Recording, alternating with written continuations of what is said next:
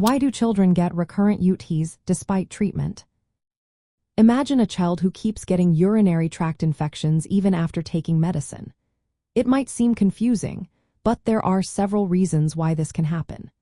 Recurrent urinary tract infections mean having 2 or more infections within 6 months or 3 or more within a year. Understanding the causes can help parents and doctors find better ways to prevent these infections from coming back. One common reason is that children may not fully empty their bladder when they go to the bathroom. Sometimes they hold their urine too long or have trouble relaxing their bladder muscles. When urine stays in the bladder, bacteria can grow and cause another infection. Drinking enough fluids helps produce more urine, which naturally flushes bacteria out. If a child drinks very little, their urine flow decreases, making it easier for bacteria to stick around and cause trouble. Another factor is the child's urinary tract anatomy. Some children are born with or develop structural differences, like narrow passages or partial blockages, that make it harder for urine to flow normally. These issues can trap bacteria inside the urinary system, leading to repeated infections. Kidney stones or increased pressure in the bladder can also contribute to this problem. Vesicoureteral reflux is another important cause. This condition means that urine flows backward from the bladder toward the kidneys. When bacteria are carried up to the kidneys, it can cause serious infections called pyelonephritis. Doctors usually find this condition with a special X-ray test called avoiding cystourethrograms. Although some children outgrow this reflux as they get older, it remains a significant risk factor for recurrent UTIs.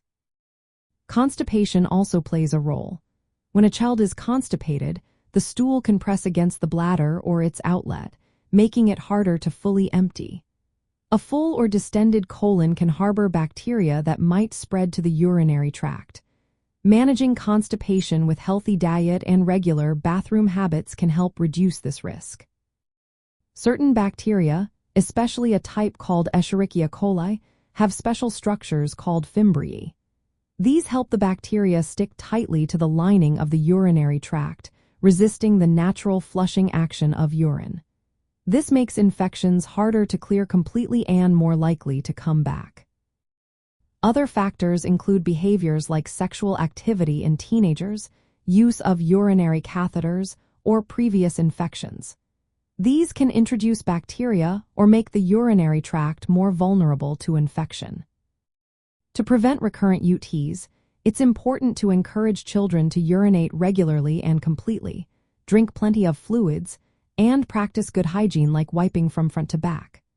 Addressing any structural issues with a healthcare provider is also key.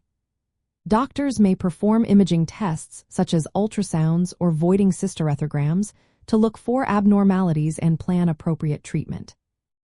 While antibiotics can treat the current infection, fixing underlying causes is crucial to prevent future episodes. Each child is different, so personalized medical advice is essential. Remember, if a child keeps getting UTIs, consulting a healthcare professional is the best step to protect their kidney health and overall well-being.